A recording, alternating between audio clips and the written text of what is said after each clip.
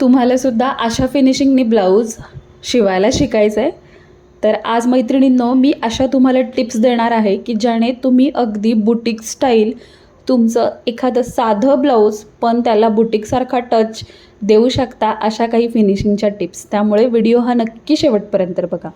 नमस्कार मैत्रिणींनो, मी सोनाली आजच्या एका नवीन व्हिडिओमध्ये तुम्हा सर्वांचं पुन्हा एकदा मनापासून स्वागत करते।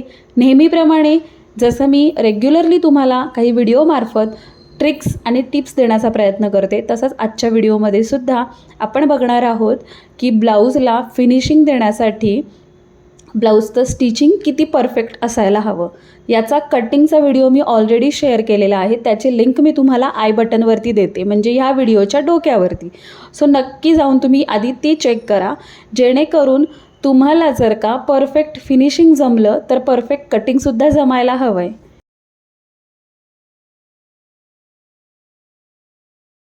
चला मग जास्त वेळ न घालवता आपण ब्लाऊज शिवायला सुरुवात करू। तर इथे पाहू शकता हा आहे फ्रंट पार्ट, जो मी फक्त आणि फक्त अस्तरला जोडून घेतला आहे, एक्स्ट्रा फॅब्रिक कट केलं आहे आणि इस्त्री करून घेतला आहे। कारण सगळ्यात महत्त्वाची पहिली टिप म्हणजे हीच की जेव्हा पण तुम्ही ब्लाऊजला अस्तर जोडून घेताय तेव्हा तुम्ही प्रेस करायचं, जेणेकरून अस्तर आणि मेन फॅब्रिक एकमेकांना छान अटॅच होऊन जातात। म्हणजे जेव्हा पण ब्लाऊज पहिल्यांदा घातला जातो तर अस्तरपासून मेन फॅब्रिक वेगळं झाल्यामुळे ब्लाऊजला बऱ्याचदा चुणे येऊ शकतात। अशाच प्रकारे मी बॅक पार्टला सुद्धा अस्तर जोडून घेतलेला आहे, साईड पार्टला सुद्धा अस्तर जोडलं आहे आणि बाहीला सुद्धा अस्तर जोडून घेतलेला आहे। अशा पद्धतीने हे सगळे पार्ट्स तयार करून घेतलेत। आता मी घेतला आहे हा बघा बॅक पार्ट। बॅक पार्टला पण सरळ सरळ सोप्या पद्धतीने उलट्या बाजूने अस्तर जोडलं आहे, एक्स्ट्रा भाग कट केला आणि इस्त्री केलेला आहे। आता हे मी ओपन केलं, कॅनव्हास कट करून घेतलं होतं उंची आणि रुंदीप्रमाणे, अस्तरवरती ठेवून ते चिटकवून घेतलं। बघा 8.5 इंचाचा गळा होता आणि आपण 5 इंच शोल्डर गळारुंदी घेतलेली आहे, म्हणजे 2.5 इंच। आता हा कॅनव्हास जो आहे त्याच्या बाजूला मी अर्धा इंच मार्जिन ठेवलं होतं फॅब्रिकला, म्हणजेच अस्तरला। तर ते मी आता यावरती फोल्ड करून त्याला स्टिच टाकून घेते, जसं व्हिडिओमध्ये दाखवलं आहे त्याच पद्धतीने। टिप नंबर 2, जेव्हा पण तुम्ही एखाद्या ब्लाऊजच्या गळ्याला, भले तो सिंपल असू दे, पण कॅनव्हास लावून जेव्हा फिनिशिंग देता तेव्हा त्याचं लुक हे एकदम हाय लेवलला, रिच लेवलला जातं आणि गळा कुठेही खेचल्यासारखा होत नाही, ताणल्यासारखा होत नाही। एखाद्या साईडनं बऱ्याच ब्लाऊजमध्ये तुम्हाला असे प्रॉब्लेम्स येतात की एकच शोल्डर उतरतो आहे, तर तो आपण अशा पद्धतीने फिनिशिंग दिल्यानंतर तो प्रॉब्लेम येत नाही। आता मी काय केलं, जो मेन भाग आहे त्याचा सरळ भाग वरती ठेवला आहे आणि कॅनव्हास जो तयार केला होता त्याचा मी मध्य काढला आहे। आणि बघा बॅक पार्टचा तर ऑलरेडी इस्त्रीच्या साह्याने मध्य निघालेला आहे। व्यवस्थित असं कॅनव्हास लावलेलं फॅब्रिक मी त्यावर ठेवलं, पिना लावल्या म्हणजे इकडे तिकडे सरकू नये। आणि आता कॅनव्हासच्या जवळजवळ आपल्याला एक टिप टाकून घ्यायची। ती टिप टाकून झाल्यानंतर आपण काय करणार आहोत, 5 इंच मार्जिन सोडून हा गळ्याचा भाग पूर्ण कट करून घ्यायचा। आता हा गळा जास्त स्प्रेड नव्हता त्यामुळे मी जागेवरच तो बनवलेला आहे, त्याला नॉचेस दिले आणि आता ओपन करून आतमध्ये जे 5 इंच आपण मार्जिन ठेवलं होतं का, ते मार्जिन आपल्याला कॅनव्हासच्या पट्टीच्या बाजूने ठेवून कॅनव्हासच्या पट्टीवरती एक टिप मारायची, जेणेकरून ते आतमध्ये पलटी केलं की त्याचं फिनिशिंग अजून चांगलं येतं। तर पहा हे अशा पद्धतीने आतल्या साईडला फोल्ड होणार आहे। आता ह्याला सुद्धा मी इस्त्री करून घेते, जेणेकरून हा जो गळ्याचा भाग आहे व्यवस्थित त्या ठिकाणी दबला जाईल। पहा मी इस्त्री करून घेतलेला आहे, तर किती सुंदर असं त्याचं फिनिशिंग दिसतंय गळ्याचं। त्याला वरून टिप मारण्याची तुम्हाला गरज नाही पडत, जेणेकरून वरून टिप न मारल्याने सुंदर असं फिनिशिंग दिसतं। आता मी इथे व्यवस्थित टक्स टाकून घेते। कटिंगच्या पार्टमध्ये मी टक्स कुठे घ्यायचे ते सुद्धा सांगितलेलं आहे। टक्स टाकून घेतलेत।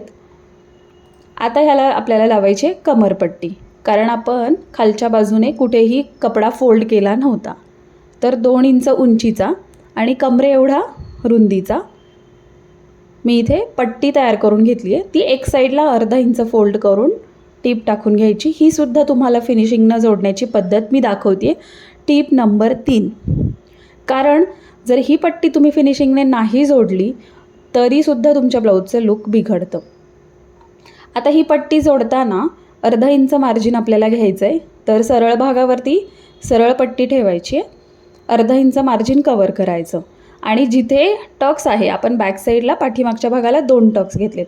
2 टक्सच्या इथे पाव इंचाची प्लेट पट्टीला टाकायची, जेणेकरून पट्टी आपण आतल्या बाजूला दुमडल्यानंतर पट्टीला कुठल्याही प्रकारचा घोळ येणार नाही. पट्टी अगदी स्मूथपणे आतल्या बाजूला पलटी होईल. तर अशा पद्धतीने पहा, मी पट्टी जोडून घेतली आहे, ओपन केली, त्यावरती दाबटीप टाकली आहे आणि आतल्या बाजूला पलटी करून एक कच्ची टीप टाकते आहे. का तर नंतर हातशिलाई केल्यानंतर आपल्याला ती उसवायची आहे, म्हणून कच्ची टीप. दोन्ही साईडला एक्स्ट्रा राहिलेला पट्टीचा भाग मी कट केला. अशा पद्धतीने आपला सुंदर असा बॅकपार्ट झालेला आहे. फिनिशिंग तुम्ही पाहू शकता. आता इथे काय गोष्ट लक्षात घ्यायची की कमरेचा भाग चौथा, म्हणजे आता इथे बॅकपार्ट आहे म्हणजे अर्धा, तर आता इथे चौथा भाग आपण फोल्ड करून घेतो आहे म्हणून, आणि पुढे 1.5 इंच शिलाई मार्जिन एवढं राहिलं आहे का ते चेक करायचं. तर हे बरोबर तेवढंच राहिलं आहे, नसेल तर तुम्ही एक्स्ट्रा भाग कट करू शकता. आता मी इथे घेतला आहे फ्रंट पार्ट म्हणजे पुढचा भाग. यालासुद्धा आपण कॅनव्हास पट्टी लावणार आहोत. तर शिलाई मार्जिन होतं त्यावरती मी एक खूण करून घेतली आणि गळारुंदी मार्क करून मी कॅनव्हास पट्टी तिथे ठेवते आहे. आता कॅनव्हास पट्टी ठेवताना बऱ्याचदा एक गोष्ट लक्षात ठेवायची की ती हलू नये, म्हणून तुम्ही टाचण्या लावायच्यात. आता त्याच्यासुद्धा एक साईडला मी एक्स्ट्रा फॅब्रिक सोडलं होतं ते फोल्ड करून आपण त्यावरती एक टीप टाकून घ्यायची. जशी व्हिडिओमध्ये दाखवलं आहे त्याच पद्धतीने. आता तुम्हाला कॅनव्हास पट्टी कशी कट करायची गळ्याच्या पद्धतीने ह्यावरती जर व्हिडिओ हवा असेल तर मला कमेंट सेक्शनमध्ये कॅनव्हास असं टाईप करा. मी त्यावरती सुद्धा प्रॉपर कसं कटिंग करायचं, त्याला अस्तर कसं अटॅच करायचं, ह्या सगळ्या गोष्टी इन डिटेलमध्ये शेअर करेल. कॅनव्हासवरती गळे कसे ड्रॉ करायचे हे सगळं तुम्हाला डिटेलमध्ये सांगेल. पण त्यासाठी तुम्ही कमेंट सेक्शनमध्ये मला कॅनव्हास असं टाईप करा. आता इथे मी बरोबर मार्किंग करून घेतलं, पिळा लावलेल्या आहेत आणि आता बरोबर इथे सेम आपल्याला कॅनव्हासच्या कडेकडेने टीप टाकायची आणि 1/2 इंच मार्जिन सोडून गळ्याचा भाग कट करायचा आहे. नॉचेस द्यायचे, पलटी करून सेम आतल्या बाजूला दाबटीप द्यायची, वरून दाबटीप द्यायची नाही. आणि हे बघा असं हे पूर्ण आतमध्ये पलटी होणार आहे, जेणेकरून आपण प्रेस लावली की हे छान असं दाबून जाणार आहे आणि त्याचं छान असं फिनिशिंग येणार आहे. अशाच पद्धतीने मी दुसऱ्या भागाला सुद्धा कॅनव्हास जोडून घेते आहे. आता पहा, दोन्ही भागाला मी व्यवस्थित असे कॅनव्हास जोडून इस्त्री करून घेतलेला आहे. आता आपल्याला ह्याला प्रिन्सेसचे साईडचे पार्ट जोडायचे आहेत. तर एका भागाला आपण खालच्या बाजूने म्हणजे कमरेच्या बाजूने जोडणार आहोत. तर एकदम व्यवस्थित कट टू कट हा पार्ट ठेवायचा आणि शिलाई मार्जिन जेवढं घेतलं आहे त्याच पद्धतीने आपल्याला हळूवारपणे स्टिच करायची. जिथे कर्वचा आकार आहे तिथे फक्त वरचा भाग सरकवत आपल्याला तो आहे तसा स्टिच करायचा आहे. बरं, आपण जे कटिंग केलेलं आहे ते सगळं ॲक्युरेट मापं आहेत, त्यामुळे कुठेही आपल्याला प्रिन्सेसचा भाग कमी किंवा जास्त होता कामा नये याकडे सुद्धा लक्ष द्यायचं. आता हा प्रिन्सेसचा पार्ट जोडताना अगदी छोट्या छोट्या अंतरावर टीप टाकून हे भाग दोन्ही जोडायचे. याने काय होतं की एकदम सुंदर आणि एकदम गोलाईदार आणि एकदम परफेक्ट असं फिनिशिंग प्रिन्सेसच्या आकाराला येतं. सो हे बघा जोडून झालं आहे. पफ किती सुंदर आला आहे आणि कुठेही काणे कोपरे असे निघत नाहीत बाहेर. सेम त्याच पद्धतीने मी दुसऱ्या भागाला बघा मुंढ्याच्या बाजूने मी जोडते आहे. हा सुद्धा पार्ट अटॅच झाला आहे. आता ते झाल्यानंतर इथे मधली एक छोटीशी क्लिप होती ती माझ्याकडनं डिलीट झालेली आहे. ते म्हणजे की आपण पुढचा जो भाग आहे त्याला कमरपट्टी जोडणं, जशी बॅक साईडला जोडली तशीच, आणि हुकाय पट्टी करणं. त्यानंतर मी इथं शोल्डर जोडून घेतलेले आहेत. कॅनव्हास असल्यानंतर शोल्डर कसे जोडायचे याचा पण मी एक वेगळा व्हिडिओ तुमच्या शेअर करेल, कारण इथे मिस झालेला आहे, यामध्ये मी शूट केलं होतं पण तो व्हिडिओ काहीतरी डिलीट झालेला आहे. त्यानंतर मग मी आता जोडते आहे बाही म्हणजे स्लीव्ज. तर बाही जोडण्याच्या अगोदर केव्हाही लक्षात घ्या, ती अगोदर आपण जी काही कटिंग केलेली आहे त्या पद्धतीनं इथं व्यवस्थित बसते की नाही ते चेक करायचं अगोदर आणि त्यानंतर जोडायला सुरुवात करायची. सो ही थोडीशी मला एक साईडने कमी पडते आहे, सो मी तेवढं थोडंसं मागे घेतलं आणि मी स्टिचिंगला सुरुवात केली. तर इथे मी अर्धा इंच मार्जिन कवर करून बाही अटॅच करून घेतलेली आहे आणि अशा पद्धतीने पहा बाही अटॅच झाली आहे. याला आपली शोल्डर पट्टी जेवढी हवी आहे तेवढी दोन्ही साईडला परफेक्ट आली आहे का ते चेक करायचं. तर मला ह्याला 2.5 इंच तयार शोल्डर पट्टी हवी होती, परफेक्ट आली आहे. दुसऱ्या भागाला पण तेवढी आली आहे का ते चेक करायचं. आणि आता हो इथे आपल्याला फिटिंग करण्याच्या अगोदर बाही जी जोडली आहे, जिथे आपण शिलाई दिली आहे तिथे प्रेस लावून घ्यायची, जेणेकरून परफेक्ट असं त्याचं फिनिशिंग अजून एकदा तयार होतं. हे झाल्यानंतर मी आता डायरेक्टली उलट्या बाजूने फिटिंग करणार आहे, कारण मी ह्याला आतल्या बाजूने ओव्हरलॉक करते. तुम्हाला हवं तर तुम्ही सरळ बाजूने टीप टाकून पलटी मारू शकता. आता मी ह्याला व्यवस्थित पिना लावून घेतल्या, कारण तुम्हाला दाखवायचं आहे म्हणून. कमरेचा चौथा भाग 7.5 इंच तो मी इथे मार्क केलेला आहे. त्यानंतर छातीच्या भागावरती छातीचा चौथा भाग किंवा फिटिंगच्या बाजूने आपल्याला 1.5 इंच आतमध्ये टाकायचं. तर हे बरोबर बघा 8.5 इंचावर येत आहे. त्यानंतर दंडघेर आपण इथे 2 ठिकाणी मार्क करून घेतला होता, सो तो व्यवस्थित 2 ठिकाणी मार्क केलेला आहे मी. आणि आता ही सरळ लाईन आखून घ्यायची, जेणेकरून आपलं फिटिंग हे परफेक्टली सरळच येईल. तर पहा, आधी छाती ते कंबर आणि त्यानंतर छाती ते दंडघेर असं हे फिटिंगचं मी माप टाकलेलं आहे आणि अगदी परफेक्ट असं सरळ माप इथे आलेलं आहे. सगळीकडे बरोबर 1.5 इंचाचा पार्ट राहिलेला आहे.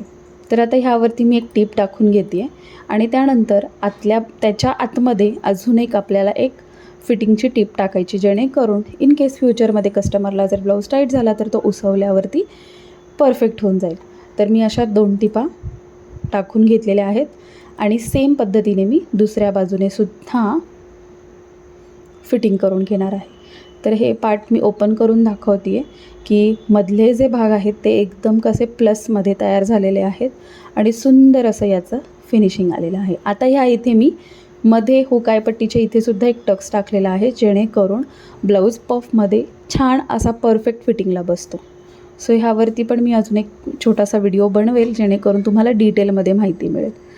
आता ब्लाऊज पूर्ण शिवून झाल्यानंतर शेवट येतो बुटीक स्टाईल फिनिशिंग म्हणजे इस्त्रीचा. आपण मध्ये ब्लाऊज स्टिच करताना इस्त्री तर केलेलीच असते, पण जेव्हा फायनल टच आपल्याला ब्लाऊजला द्यायचं असतं तेव्हा शेवटीसुद्धा आपण जिथे फिटिंग केली आहे त्या पार्टवरती इस्त्री करायची. त्यानंतर बाही व्यवस्थित इस्त्री करायची, त्यानंतर पुन्हा कमरेचा भाग व्यवस्थित इस्त्री करायचा, गळा इस्त्री करायचे आणि शेवटी याला करायची आपल्याला कमरपट्टी जिथे जिथे लावली, पुढे पाठीमागच्या भागाला कमरेला हात शिलाई करायची. गळ्याच्या बाजूला जे काही आपण कॅनव्हास जोडलेलं आहे त्याला आपल्याला हात शिलाई करायची आहे आणि हे आहे ह्या ब्लाऊजचं फायनल लुक. सो यामध्ये मी काही टिप्स दिलेल्या आहेत, त्या तुम्हाला नक्कीच उपयोगी पडतील. या पद्धतीने तुम्ही ब्लाऊज ट्राय करून बघा आणि त्याचं फिनिशिंग फायनल लुक कसं येतं आहे हे सुद्धा तुम्ही पहा. आणि जर का तुम्ही ट्राय केलं तर मला कमेंट सेक्शनमध्ये नक्की सांगा की तुम्ही हे ट्राय केलं आहे आणि परफेक्ट फिनिशिंग आलं आहे. आणि आजचा व्हिडिओ तुम्हाला जर का आवडला असेल तर व्हिडिओला नक्की लाईक करा आणि असेच आपले छान छान फिटिंग, कटिंग, फिनिशिंग, शिलाई या रिलेटेड व्हिडिओ बघण्यासाठी आपल्या चॅनलला सबस्क्राईब करा. त्याचबरोबर बेल आयकॉनसुद्धा प्रेस करा, म्हणजे नवीन येणारा व्हिडिओ लवकरात लवकर पाहता येईल. चला मग भेटूया अशाच एका छानशा नवीन व्हिडिओसोबत. Bye everyone.